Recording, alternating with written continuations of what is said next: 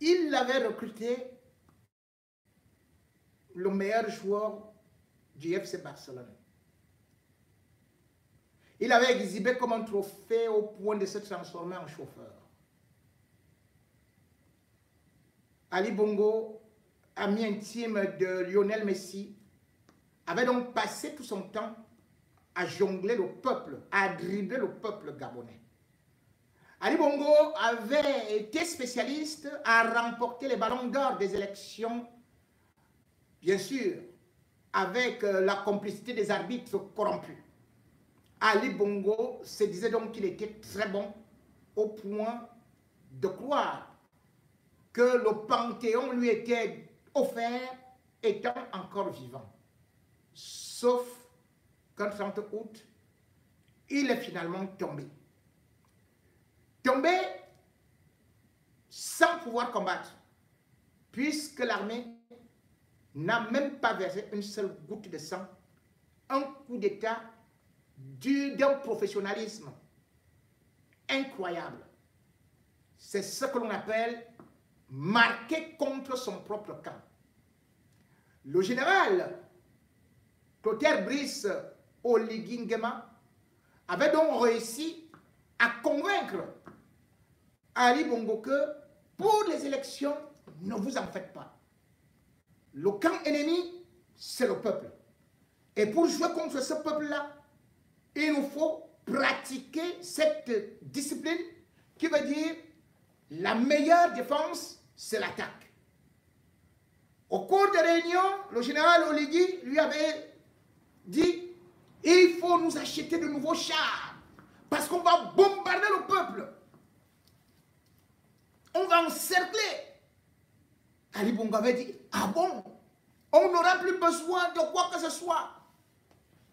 Et puis le général Oligui avait dit à Ali que vous savez, il faut jouer comme la Namibie contre le Cameroun, c'est-à-dire que vous les surprenez et vous marquez les buts. C'est comme ça que la Namibie nous avait surpris.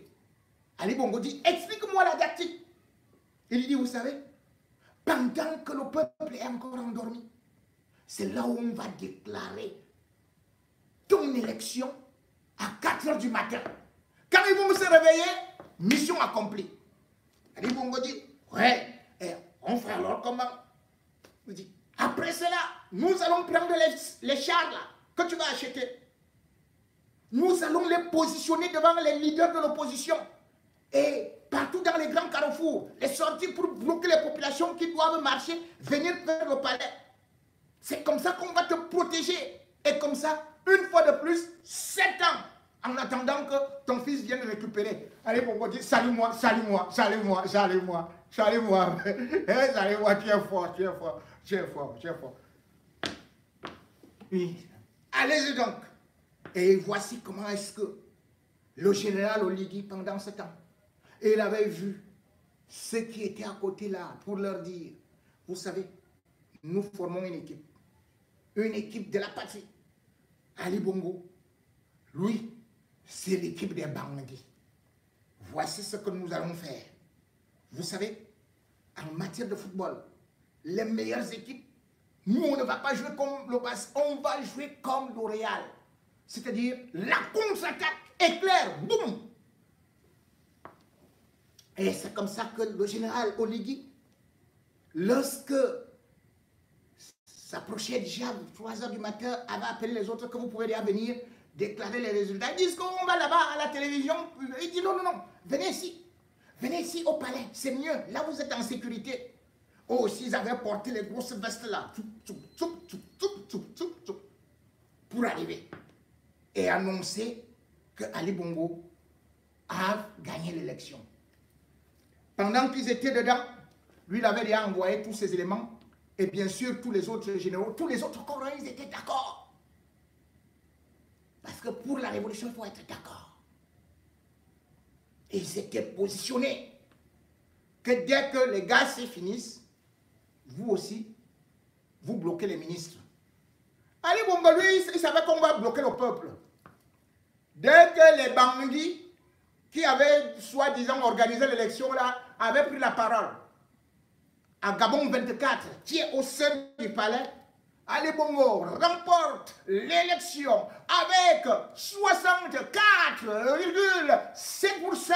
Applaudissez, applaudissez. Les militaires applaudissaient. Ils s'attendaient donc à ce qu'on leur offre le champagne.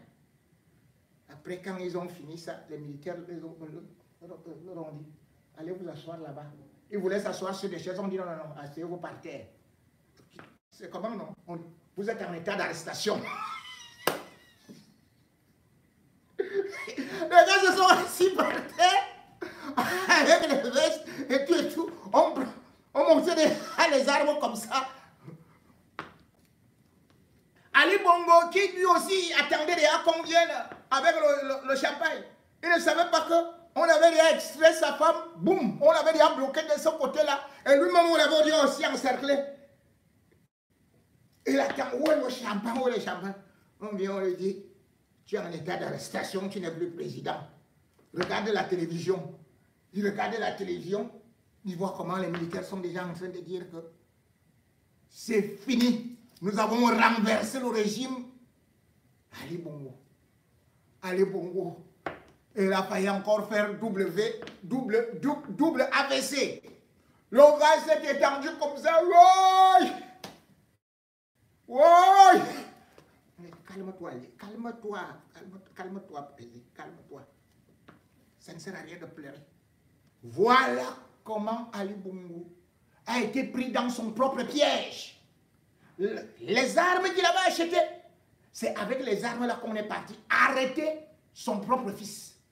C'est avec ces armes-là qu'on est parti arrêter tous ces ministres. C'est avec ces armes-là qu'on a bloqué tout le monde. Lui croyait que le peuple, c'est lui qui sera arrêté. C'était ses ministres, c'était tout son gang. Donc 6 appartenant à son cabinet et à celui de son épouse, Sylvia Bongo. Le coup d'État le plus mathématique en Afrique vient d'être réalisé au Gabon. Ainsi, une dynastie vient de s'effondrer. 41 ans et demi, voire 42 d'Omar Bongo, plus 14 d'Ali Bongo. On n'entendait que parler de la famille Bongo. Et tout de suite, beaucoup de choses ont changé. On peut critiquer comme on veut. Mais on voit aujourd'hui et on doit apprécier que le peuple gabonais, dans sa quasi-totalité, a accepté ce putsch et que immédiatement, également, les militaires ont réussi à créer une sorte d'union sacrée nationale, mettant au travail et sur la même table l'opposition d'hier, les anciens barons du régime qui rapidement ont tourné la veste et ont déjà oublié Ali Bongo, rappelant les activistes et aussi appelant jusqu'aux hommes de l'Église pour venir participer à la construction nationale. C'est ainsi qu'on peut reconstruire un pays et en prenant aussi des décisions drastiques. Parmi ces décisions, c'était par exemple la lutte contre la corruption. Ali Bongo a été mis sous surveillance, mais il a obtenu l'autorisation de pouvoir se rendre dans le pays de son choix pour qu'il aille se faire soigner. Ali Bongo avait déjà programmé aller au Maroc, sauf que le roi du Maroc lui-même n'étant pas bien portant, puis il y a aussi eu le séisme qui est arrivé. Bref, la situation politique actuellement au Maroc n'est pas des meilleures. Ali Bongo, ne voyant donc pas de lueur de ce côté, s'est dit finalement, pourquoi est-ce qu'il ne faut pas collaborer? Et cette fois-ci, l'un des ennemis qu'il avait tensé de traître, à savoir Ndong Sima, a été nommé Premier ministre par le nouveau gouvernement militaire. Et Ali Bongo maintenant repart voir celui qu'il avait humilié hier, qu'il avait chassé par un coup de pied. De son gouvernement. C'est maintenant avec lui que Ali Bongo dit, moi je ne pars plus, je vais rester ici. Ali Bongo négocie son entrée dans le gouvernement. Vous voyez jusqu'où ce monsieur, il a mais c'est un comédien. Ce type a perdu le cerveau. Vous avez été ministre de la Justice, ministre des Relations des Affaires étrangères, disons. Puis vous êtes devenu chef de l'État. Vous avez appelé vos amis occidentaux de faire le bruit. Ils ont fait le bruit, on vous dit, partez alors, laissez le pays. Ali Bongo voit aujourd'hui que il va travailler avec le nouveau gouvernement. Donc il croit qu'on va le nommer président. Ali Bongo veut déjà être soit ministre, soit garde du corps. Ah! Je vous ai dit, les derniers deviennent les premiers et les premiers deviennent les derniers. Ali Bongo aujourd'hui, qui a pourtant de l'argent à gauche et à droite, qui a fait sortir de l'argent du pays, dit maintenant qu'il valide la politique d'Oligui Nguema pour poursuivre les gens qui ont fait les détournements. Il veut aider le président Oligui Nguema à poursuivre les gens qui ont détourné l'argent. Qui a détourné l'argent au Gabon? Voilà un pays où on vous fait comprendre que, selon la Banque mondiale, 40% de la population est pauvre et pourtant, c'est un pays très riche. 8% de la population, 8,2% de la population n'a absolument rien. Et pourtant, le Gabon est riche. Et vous avez pu le voir avec des billets, des mallettes qui sortaient. Ces mallettes, c'était chez qui? C'était chez le fils de Bongo, d'Ali Bongo, Noureddine. On a vu chacun comment est-ce que son directeur du cabinet, ou encore celui de son épouse, comment des liasses d'argent sortaient dans un pays où on vous fait comprendre que les enfants n'ont plus de bourse d'études, dans un pays où on vous dit que depuis 4 ans, les retraités n'ont pas touché un centime. On vous disait qu'il n'y a pas d'argent. Mais vous vous rendez compte, un seul individu, 140 véhicules 4x4 d'une valeur chacun minimum de 80 millions. Regardez les liasses d'argent qu'on a sortis. De ces domiciles. Que ce soit au CENI, que ce soit encore Sylvia, que ce soit le Coréen d'où on ne sait même pas là où il est venu. La quantité d'argent, on croirait que nous sommes dans un film fiction. Des liasses dans des valises. Rien que chez son fils, on vous dit 4 milliards. Imaginez ce qu'il peut avoir dans leur compte. Ali Bongo dit aujourd'hui qu'il veut l'argent des beignets. Ali Bongo dit qu'on doit aller acheter du pain, qu'il n'a plus rien dans ses poches. Pourtant, il est poursuivi même en France et partout. Pour des biens mal acquis. Il a des véhicules qu'il a achetés un peu partout, des grosses montres de ceci et tout et tout. De qui se moque-t-il? Qu'aujourd'hui, il demande qu'il soit pris en charge par l'État. Ali Bongo.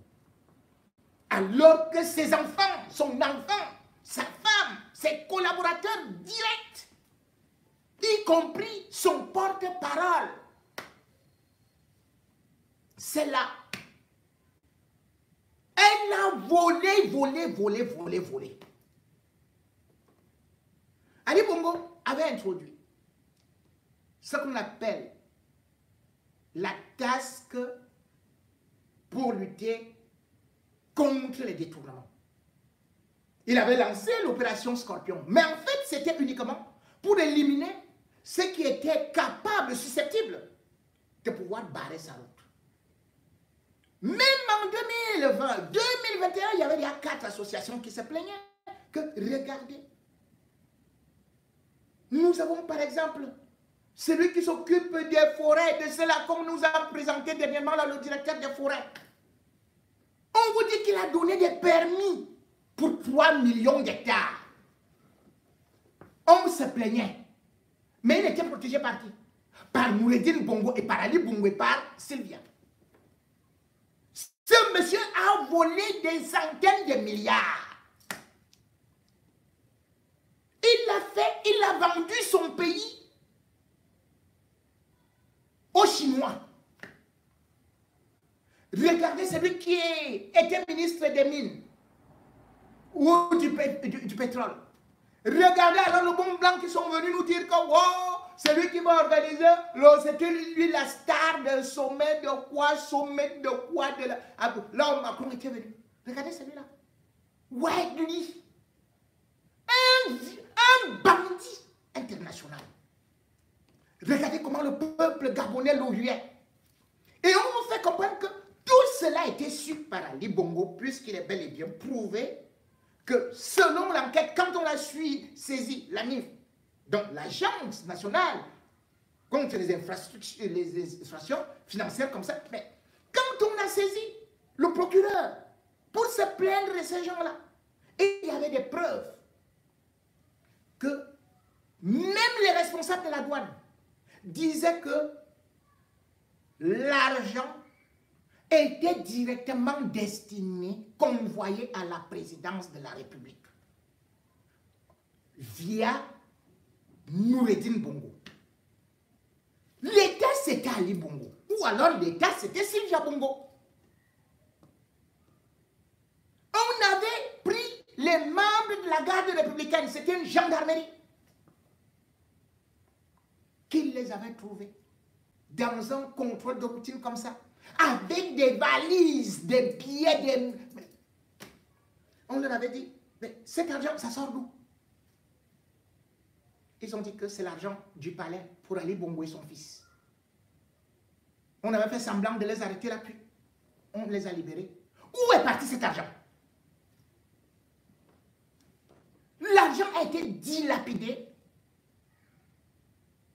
par Ali Bongo et son gang. Et aujourd'hui, il dit qu'il veut collaborer pour la lutte contre la corruption. Il n'a pas perdu le temps. Le général Oligui Nguema, dans la mesure où, d'ailleurs, il vient de lancer ou alors de réactiver la task force qui était déjà là pour lutter contre la corruption, mais en fait qui servait tout simplement à mettre de côté des gens un peu gênants comme la cruche Alianga. Je ne dis pas qu'il n'a pas volé, hein, il a volé. C'était le directeur de cabinet d'Ali Bongo. Mais comme il rêvait déjà du pouvoir, on a dit, toi là, tu es un bandit. Allez, on va te prendre, allez, on t'envoie en prison. Tel autre, on t'envoie en prison. Mais des vrais bandits, il les protégeait, il les laissait piller. Aujourd'hui, il dit qu'il vient collaborer. Il ne doit pas avoir l'immunité. Quand quelqu'un a tant pillé, quand quelqu'un a tant volé, maintenant il dit qu'il veut travailler avec vous. Travailler quoi? Et il faut nettoyer. On ne fait pas du neuf avec du vieux. Le système Ali Bongo a fatigué. Le système Bongo a fatigué. A ruiné le Gabon. Il faut les gens nouveaux. Ou alors, même s'il faut prendre certains qui ont travaillé avec lui, mais que ce soit des gens qui ont quand même eu à démontrer une certaine probité morale. Et non qu'on revienne avec ceux-là qui ont donné de la puanteur, de la corruption à ce pays-là. À ceux-là qui se sont comportés comme des mercenaires. À ceux-là qui ont ruiné l'espoir de la jeunesse. À ceux-là qui se sont partagés le pays, l'ont dépecé comme si c'était une petite propriété dont il fallait rapidement en profiter, en jouir et partir, laisser les autres mourir dans un état de délabrement avancé. Regardez aujourd'hui, comme je le disais, Des vieux retraités qui se retrouvent. Ils sont travaillés des années et des années. Que Ali Bongo subisse cela. Qui reste aussi là. Le général Oligui Nguema l'a envoyé en retraite. Ali Bongo doit rester en retraite et attendre 5 ans avant de toucher aussi le salaire. Que ses comptes soient confisqués. Parce que c'est l'argent du contribuable. Parce qu'il a fait beaucoup de mal. Regardez comment est-ce qu'ils sont honteux. Avec tout cet argent-là. On dit tout simplement association de malfaiteurs, blanchiment, ainsi de suite. Comment un pays peut fonctionner comme ça? Cette carie qui a été enlevée au Gabon ne doit plus être replantée dans la même bouche parce que vous le savez, général Oligui Nguema, qu'une seule dent pourrie fait sentir toute la bouche. Lorsque vous décidez de nettoyer, il faut nettoyer et jeter dans des rigoles. Jeter dans l'oubli du passé et surtout sanctionner. Parce que la lutte contre la corruption ne doit pas être une lutte de favoritisme où on va pardonner à Sylvia Bongo de rester dans une maison et vous prenez ses collaborateurs, vous jetez en prison. Mais non. Comment Sylvia Bongo peut seulement rester en résidence surveillée et vous prenez ses directeurs, ses collaborateurs, vous mettez en prison? Est-ce que vous pouvez m'expliquer ce que ça veut dire? C'est-à-dire que le chef de gang est plutôt bien gardé dans une maison climatisée, peut continuer à manger en attendant que ses avocats puissent faire des démarches pour venir le libérer. Sylvia Bongo doit être traitée comme tout bandite, comme toute bandite, comme tout gangster, comme tout individu qui a créé, qui a provoqué la saignée, l'hémorragie des caisses publiques, qui a voulu justement anémier un pays, qui a déstabilisé un pays et qui était en train d'organiser encore une violation des institutions. Sylvia Bongo doit être punie. Elle ne doit pas rester là. Qu'elle aille aussi en prison pour rendre compte que tous ces ministres qui sont relevés ne restent pas seulement dans leur belle maison. Que ces maisons-là soient récupérées ou qu'ils justifient comment est-ce qu'ils ont fait pour construire ces grosses maisons-là. Comment ils ont fait pour avoir ces grosses voitures. Oui, général Oligui Nguema, vous avez lancé un avertissement en disant aux chefs, à ceux-là qui utilisaient l'argent du contribuable à travers des marchés, des surfacturations, vous avez dit aux directeurs que vous leur donniez 48 heures pour venir rendre tout ce qu'ils ont détourné. L'ont-ils fait? Alors lancez vous-même des enquêtes, puisque vous avez dit que vous allez montrer qu'il y a un véritable changement. Vous devez donc, de la même façon que vous avez réactivé cette task force de lutte contre la corruption, où vous avez nommé des membres, vous devez obtenir des résultats concrets au Gabon. Ce n'est pas tout simplement ce qu'on donne là à la volée, qui aurait eu 500 milliards qui ont été récupérés. Si vous fouillez, vous allez trouver dans leur maison au moins 2000 milliards. Et ils sont encore nombreux qui sont en liberté. Chacun qui a mangé, chacun qui a coopéré, chacun qui a trahi le pays doit être jugé, doit être présenté devant le peuple.